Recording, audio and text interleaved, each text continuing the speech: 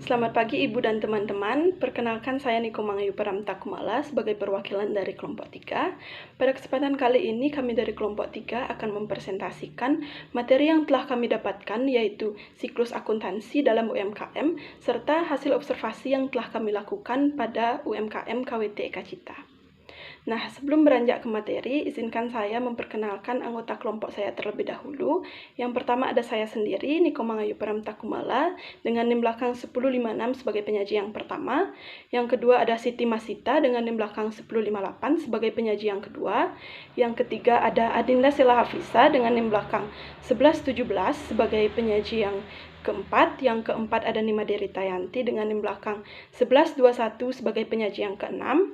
Kemudian yang kelima ada Niluh Budiari dengan NIM belakang 1125 sebagai penyaji yang ketiga. Dan yang keenam adalah Baika Filan Agiata dengan NIM belakang 1139 sebagai penyaji yang kelima. Nah, adapun submateri yang akan kami sampaikan pada kesempatan kali ini terdiri dari 4 submateri, yaitu yang pertama siklus akuntansi dalam UMKM, yang kedua ada tahapan kegiatan dalam siklus akuntansi selama periode berjalan dan siklus akuntansi pada akhir periode. Kemudian yang ketiga ada manfaat penerapan siklus akuntansi dalam UMKM. Dan yang keempat ada hasil observasi pada UMKM KWT Eka Cita. Nah, untuk mengefisiensikan waktu, langsung saja kita beranjak ke materi yang pertama, yaitu siklus akuntansi dalam UMKM. Nah, siklus akuntansi merupakan tahapan-tahapan kegiatan dalam proses pencatatan dan pelaporan akuntansi yang dimulai dari terjadinya transaksi sampai dengan dibuatnya laporan keuangan. Siklus akuntansi dalam UMKM dibagi menjadi dua, yaitu siklus akuntansi selama periode berjalan dan siklus akuntansi pada akhir periode. Nah, siklus akuntansi pada periode berjalan merupakan siklus yang terdiri dari tahapan-tahapan kegiatan dalam proses pencatatan, sedangkan siklus akuntansi pada akhir periode merupakan tahap penyusunan laporan keuangan sebagai bagian dari evaluasi dan pertanggungjawaban dari operasi UMKM. Perkenalkan, nama saya Siti Masita dengan NIM belakang 1058. Di sini saya akan menyampaikan materi terkait dengan tahapan kegiatan dalam siklus akuntansi selama periode berjalan. Terdapat 6 kegiatan yang dilakukan. Yang pertama, penyiapan transaksi dalam proses pengidentifikasian. UMKM harus mengidentifikasi peristiwa bisnis yang terjadi, apakah memenuhi kriteria sebagai transaksi atau sebagai non-transaksi. Yang kedua, menyiapkan transaksi dalam proses pengukuran. Akuntansi mengenal beberapa cara pengukuran. Menurut Statement of Financial Accounting Concept nomor 5, terdapat 5 cara pengukuran akuntansi. Yang pertama, biaya historis. Yang kedua, biaya sekarang. Yang ketiga, nilai pasar sekarang. Yang keempat, nilai bersih yang dapat direalisasi. Yang kelima, nilai sekarang dari aliran kas masa mendatang.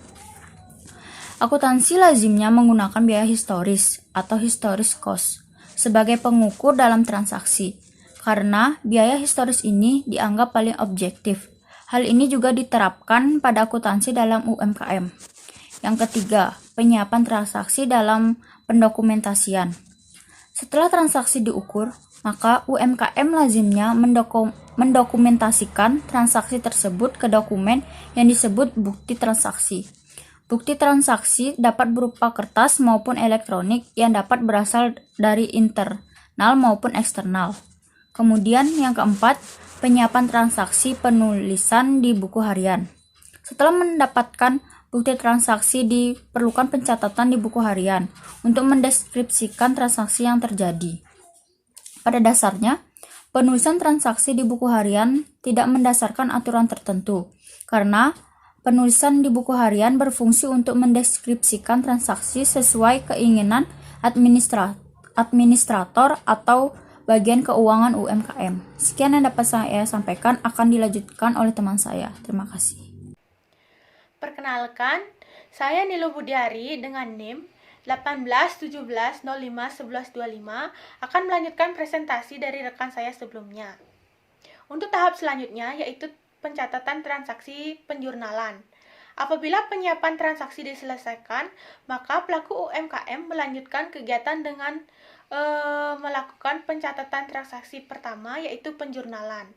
Penjurnalan merupakan proses meringkas transaksi secara urut waktu atau kronologis.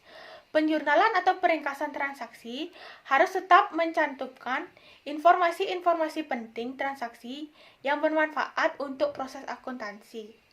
Dari hasil penjurnalan ini, maka pelaku UMKM dapat mengetahui besaran serta jenis-jenis transaksi yang terjadi dengan mudah. Kemudian untuk tahap selanjutnya atau tahap yang terakhir, yaitu pencatatan transaksi pemindah bukuan. Pemindah bukuan atau posting merupakan suatu proses memindahkan akun-akun yang tercantum di buku jurnal ke akun-akun yang sama dalam buku besar. Dari hasil posting ke buku besar ini dapat dipergunakan untuk melihat perubahan setiap akun-akun serta saldo keuangan setiap akunnya. Posting dapat dilakukan secara periodik atau seketika pada saat penjurnalan selesai dilakukan. Baik, untuk slide selanjutnya yaitu tahapan kegiatan dalam siklus akuntansi pada akhir periode.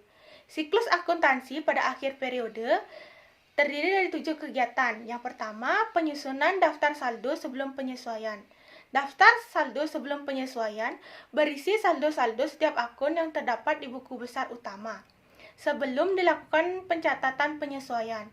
Tujuan membuat daftar saldo sebelum penyesuaian adalah mengetahui saldo masing-masing akun dan mengecek terjaganya keseimbangan persamaan akuntansi.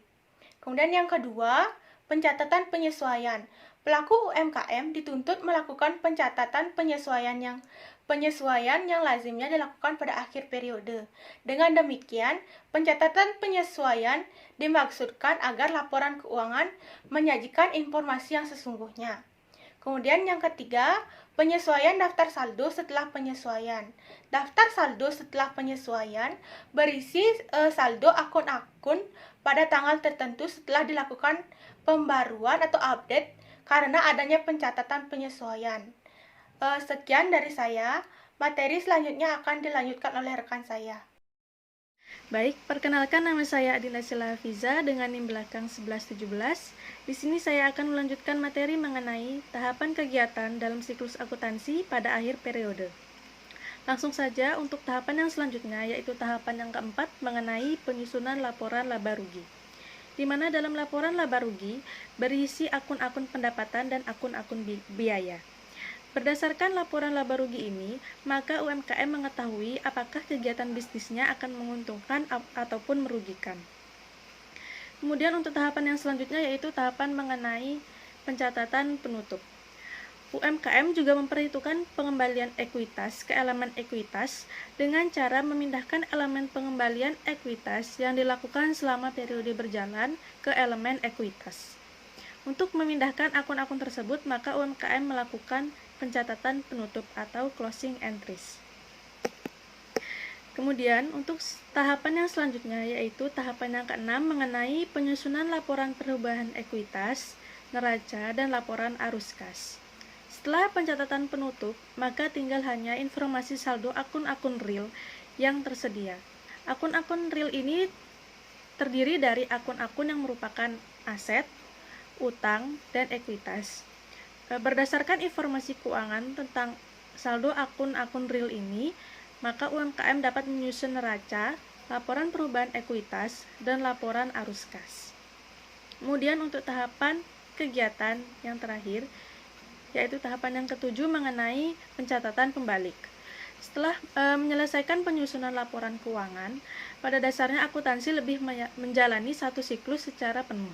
Namun, UMKM harus menyiapkan akuntansi untuk melakukan pencatatan untuk periode selanjutnya. Untuk kepentingan tersebut, maka UMKM dapat melakukan pencatatan pembalik atau reversing entries. Sekian penjelasan dari saya, akan dilanjutkan oleh penyaji selanjutnya. Perkenalkan, nama saya Labaika Filana Geta dengan di belakang 1139. Di sini saya akan melanjutkan presentasi dari rekan saya. yakni mengenai manfaat penerapan siklus akuntansi dalam UMKM. Yang pertama adalah menyampaikan informasi yang berguna untuk perencanaan bisnis. Yang kedua yakni mengetahui posisi keuangan usaha, di mana manfaat pertama dan manfaat kedua memiliki sinkronisasi, yang mana posisi keuangan usaha atau UMKM akan menentukan bagaimana rencana bisnis tahap selanjutnya. Yang ketiga adalah memberikan gambaran neraca perusahaan, dilanjutkan dengan mempermudah perhitungan pajak usaha yang perlu dilaporkan. Gambaran neraca perusahaan selanjutnya dapat memberikan impact terhadap kemudahan perhitungan pajak yang dilaporkan, sehingga berlanjut pada poin kelima, yakni dapat menyediakan informasi mengenai kinerja usaha yang signifikan nantinya. Terima kasih atas waktunya. Perkenalkan, nama saya Mederi Tayanti dengan NIM 1817051121. Di sini saya akan melanjutkan presentasi mengenai hasil observasi pada UMKM KWT Eka Cita. Berdasarkan observasi yang dilakukan pada tanggal 13 September tahun 2021, diperoleh hasil bahwa UMKM ini bernama KWT Eka Cita yang beralamat di Banjaranyar Kelor, Desa Penyaringan, Kecamatan Mendoyo, Kabupaten Jembrana, dengan nama pemilik Ibu Kadek Sukani. KWT Eka Cita merupakan salah satu UMKM yang memproduksi makanan khas Jembrana, yaitu jajebendu. KWT Eka Cita sebenarnya merupakan kelompok wanita tani, namun saat ini masing-masing anggota kelompoknya telah membuat produknya sendiri. Ibu Kadek Sukani mengatakan bahwa modal awal yang beliau digunakan untuk memulai usahanya ini adalah sebesar Rp500.000. Proses produksi jajebendu masih dilakukan dengan cara yang sangat sederhana, dan dalam proses produksinya beliau dibantu oleh suami dan 2 orang karyawannya. Proses produksi jajebendu dilakukan setiap kali ada pesanan dari pelanggan, sehingga jajebendu yang dihasilkan tetap terjaga kualitasnya. Pelanggan jajebendu Ibu Kadek Sukani tidak hanya berasal dari wilayah Kabupaten Jembrana, tetapi juga berasal dari luar wilayah Kabupaten Jembrana, bahkan sampai keluar Pulau Bali. Omset yang diperoleh oleh UMKM KWT Eka Cita ini adalah sekitar 37,5 juta per bulan atau 450 juta per tahunnya, sehingga usaha ini dapat dikategorikan sebagai usaha kecil. Sayangnya, dari sejak berdiri sampai saat ini, UMKM KWT Eka Cita belum melakukan pencatatan akuntansi sesuai dengan standar akuntansi yang berlaku. Selain itu, pada masa pandemi COVID-19 saat ini, Ibu Kadek Sukani mengatakan bahwa pesanan jajebendu sangat menurun drastis, sehingga menyebabkan omset penjualannya juga menurun sebesar 80%. Sekian presentasi dari kelompok kami. Apabila dalam penyampaian materi terdapat salah kata, kami mohon maaf yang sebesar-besarnya, dan akhir kata kami tutup presentasi ini dengan selamat pagi.